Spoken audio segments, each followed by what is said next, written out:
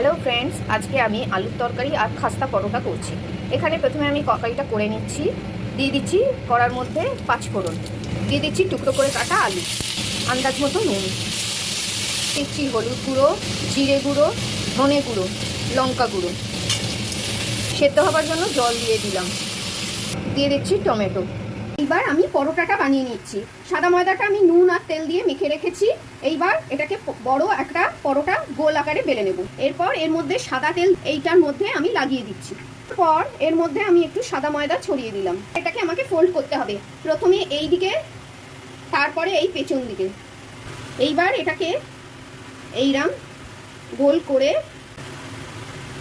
গোল আকারে আমি বেলে নিয়ে তেলে ভাজবো। পরোটাগুলো আবার বেলেছি আমি গোল গোল করে। এইবার আমি তেল দিয়ে ভেজে নেব। খাস্তা পরোটা আর আলুর তরকারি সার্ভের জন্য তৈরি।